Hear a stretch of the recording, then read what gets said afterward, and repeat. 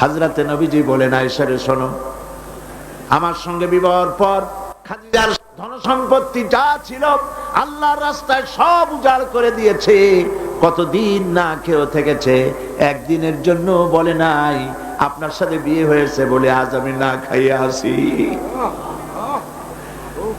সারাদিন সারা রাত দাওয়াতের কাজ করে আমি যখনই দরজার কাছে ফিরেছি, যত রাত হোক না কেন, একবার বলেছি খাদিজা, অমনি দরজা খুলে গেছে। আমি প্রশ্ন করেছি, খাদিজা যত রাত্রে আসলাম একদিনও দুইটা দাগ দেওয়া লাগলো না, তুমি কি ঘুমাও না?